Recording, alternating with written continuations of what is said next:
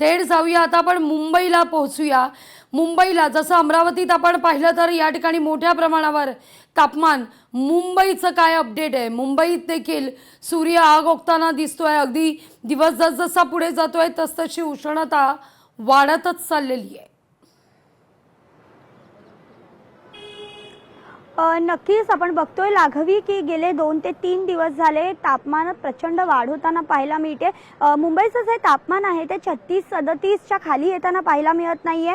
मात्र एक गोष्ट आहे की प्रतिचक्रीवात जे स्थिती निर्माण झाली आहे ती प्रचंड मोठ्या प्रमाणात झाली आहे। आपण जर बघितलं तर बाष्पयुक्त वारे देखील वाहताना पाहायला मिळतात। त्यामुळे एकीकडे राज्यामध्ये पाऊस, जसे नागपूरचे आपले प्रतिनिधी म्हणाले तसे एकीकडे पाऊस आणि दुसरीकडे गरम अशा पद्धतीमध्ये सध्या राज्य आता हवामानाचा फटका जो आहे तो सहन करताना पाहायला मिळतोय। प्रचंड उन्हाळा म्हणजे सकाळी जर आपण बघितलं तर साधारणतः थोडंफार गारवा असतो किंचित हवेमध्ये, पण जसं 8:30-9 जसे होतात तसं जो सूर्य आग ओकायला सुरुवात करतो तो अत्यंत 5 वाजेपर्यंत सूर्य आग ओकत असतो। कुठेही उष्णता कमी होण्याचं नाव घेत नाही आणि त्यानंतर जर आपण संध्याकाळी बघितलं तर प्रचंड ह्युमिडिटी असते, म्हणजे आर्द्रता एवढी असते हवेमध्ये की त्यामुळे प्रचंड गरम होतंय।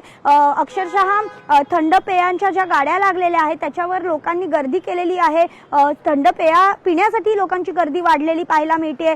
एकंदरीतच डॉक्टर देखील सांगतायत की वातावरण वेगळं आहे, त्यामुळे काळजी घ्या स्वतःची आणि त्यासाठी हायड्रेट राहा अशा पद्धतीच्या सूचना देखील सातत्याने डॉक्टर देताना पाहायला मिळतात। त्यामुळे या गरमीचा त्रास जो आहे तो देखील प्रचंड मोठ्या प्रमाणात नागरिकांवर होताना पाहायला मिळतो। डॉक्टरांकडे देखील गर्दी झालेली देखील पाहायला मिळते लाघवी।